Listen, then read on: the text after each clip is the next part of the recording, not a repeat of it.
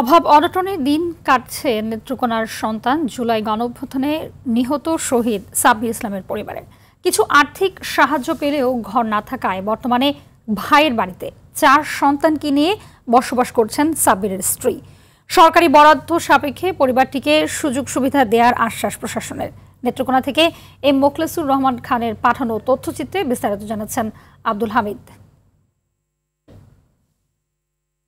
2024 সালের ভয়াল 5 আগস্ট রাজধানী ঢাকায় তখন জোরালোভাবে চলছে স্বৈরাচার শেখ হাসিনা পদত্যাগের এক দফা দাবিতে আন্দোলন।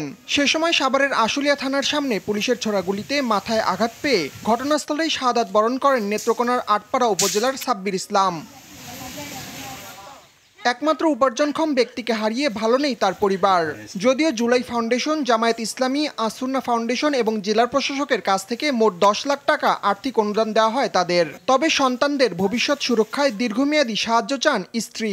স্বামী তো যুদ্ধ করতে যায়, জীবন দিছে না, তারা তো আরাম করার কেন স্বামী জন নাই, তার কোনো আশা ভরসা নাই না। আমার ফুলা ফান্ডিরে নিয়ে চলতে যায় আর মনে হয় এমন যদি একটা কিছু বাতা মাতা কিংবা সহজ হতে সরকারে যদি করে তো মনে হয় আমার পোলা ফান্ডিরে লিয়ে চলার মতন একটু আশা ভরসা আঙ্গর ওই বহারি। পরিবারটির পাশে দাঁড়াতে সবাইকে এগিয়ে আসার আহ্বান স্বজন ও এলাকাবাসীর। বউ আছে, বাচ্চা আছে, ওরা খুব কষ্টে আছে আমাদের এখানে।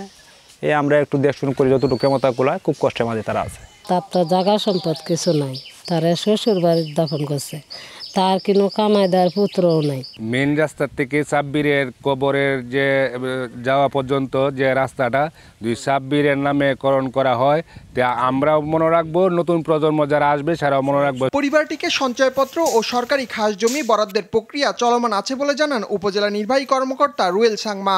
সরকার যদি আমাদের ঘরের বরাদ্দ দেয়, তাদের জন্য আমরা ঘর নির্মাণ করে দেব। এছাড়াও তাদের নামে যে মাসিক ভাতাও চালু হবে।